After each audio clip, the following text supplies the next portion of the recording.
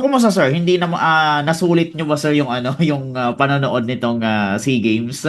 Kung titignan nyo po sa Facebook post ko, sa newsfeed ko po, lahat po ng mga players ng volleyball, lahat po ng mga former players ng basketball at mga volleyball po like Alyssa Valdez, it was a dream come true po.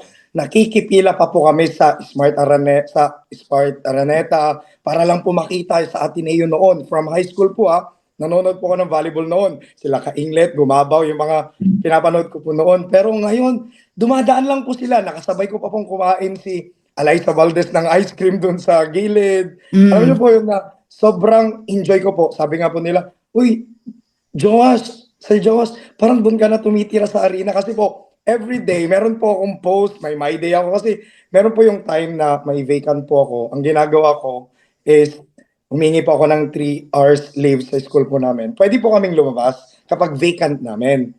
Tapos, sakto po, meron po akong vacant na 3 hours noon.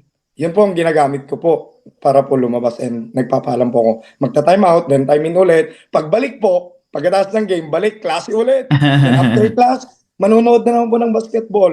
Ganun po. Buti nga po, napakaganda po ng schedule kasi 3:00, uwian na po namin doon sa Thailand. And yun nga po, may mga 3:00 na game po ang mga volleyball girls. Meron din po yung gabi sa mga basketball men po ng Pilipinas. Opo, Kaya opo. po, sulit po talaga yung SEA Games po and the free tickets. And also, the opportunity po to take a photo with our idols, like yung mga former players po, tsaka yung mga players po ng Gilas at tsaka Alas. Opo, opo. Malaman ko lang sir, gaano karami kayo sir na Filipino community na naka-witness nitong SEA Games?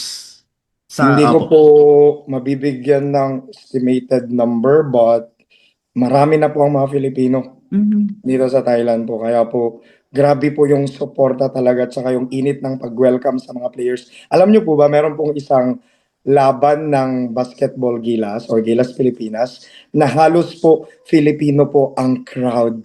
And Mm. sabi nga po ni Bolik noon, sabi niya na they are very thankful kasi hindi namin na-feel na nasa Thailand kami. Na-feel namin na parang nasa Pilipinas kaming naglalaro kasi lahat ng mga sumisigaw, Pilipinas, puro Pilipinas po yung naririnig nila. And Mm. lahat po kami ay nandun talaga nakatutok po sa laban po nila. And that day po ay lahat po talaga ng mga nanonood po ay Filipino. Mm. Opo, opo. Actually, ang kalaban po yata is yung Singapore and yung Myanmar sa volleyball at saka sa basketball po. Kaya po, konti lang po yung nakapunta siguro sa kanila. Karamihan po, and good thing, mga OFW ay Filipino teachers, lahat po kami ay sumuporta po para po sa Pilipinas. Opo, opo. Pero sir, sa mga teacher na Filipino, ilan kayo sir, ng mga teacher?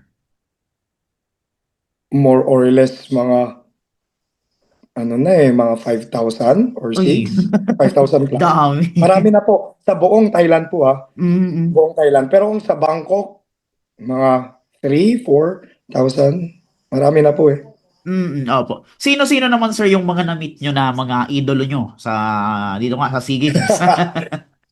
Kung i-check nyo po ulit yung newsfeed ko, andyan po sila Alyssa Valdez, Michelle Gumabaw, and then sila Mika Reyes. Nakita ko po Mm. siya, nanood ng basketball.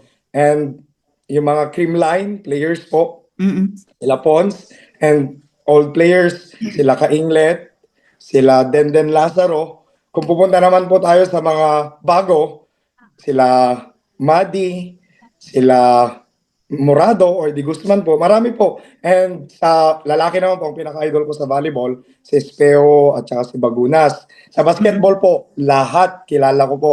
From Ray Parks, Bolik, lahat po. Lalo na po si Ray Parks talaga yung pinapanood ko po lagi and Mm. si Bolik at si Malonzo. Kasi laking Hinebra po ako eh. Bata pa lang po ako. Hinebra boys na talaga yung mga Mm. pinsan ko po at saka ang tatay ko po. And marami po, lahat po ng mga malapit po sa akin. Kasi ang stadium po ng basketball at saka volleyball, malapit po sa akin. 25 minutes lang po sa basketball. Sa volleyball po is 20 minutes lang. And Mm. meron po akong motorcycle doon. Kaya po, kapag wala akong klase, magli-leave lang po ako ng 1 hour or 2 hours, pati lunch break po minsan. Pupunta po ako doon para lang tingnan kung sinong lamang, sino yung panalo, para lang po ano, ma-enjoy ko yung SEA Games and maano na rin po, sulit yung free ticket. Kasi Ayan. from the start po, na-book ko na po lahat. Ang hindi ko na lang po na-book yung opening and closing. Dahil po mabilis pong naubos. Opo, opo. Yun po. Ito, sir, dun sa result, satisfied naman kayo, sir, sa naging resulta ng laro na tayo nga ipang top 6. Mga laro ng mga players, sa akin, I'm very satisfied. Mm. What we saw ay ginawa naman nila lahat. We saw their efforts, their determination, and bilang Pilipino, palaban tayo eh. Kahit nga sabihin natin na yung mga calls nila are very unfair, biased, but doon mo makikita yung katatagan ng Filipino na kahit gaano kahirap yung mga pinagdaanan nila, yung sitwasyon nila, tumatayo tayo bilang Pilipino po. And proud po ako na maging Filipino kasi karamihan sa mga co-teachers ko po, oh, Filipino. Kapag naririnig po nila yung mga Pilipino, masisipag, Mm. palaban sa buhay, they are very active, and they are very, ano po, resilient, lalo na sa Mm. buhay po, sa pang-araw-araw na pamumuhay. At lalo tigit po, bilang isang Filipino po, wala po tayong inaatrasan. Ayan, opo. So, Ah, sige sir, bago natin tapusin dito sa first part, ano sir yung parang message nyo na lang, especially dun sa mga, siguro sa mga Pilipino na hindi naka-witness ng SEA Games, sa mga player natin na nag-participate, ano sir, o sa mga audience natin ngayon, ano yung message nyo sir sa kanila? siguro po ang message ko po sa kanila ay um, napaka-swerte po. We are so blessed na doon sa Thailand po ginanap yung SEA Games. Bilang isang Filipino, as we witnessed sa mga games po nila, lalo tigit yung pagkanta ng national anthem, it was a very dramatic experience. It was a nostalgic moment na, champion yung Pilipinas.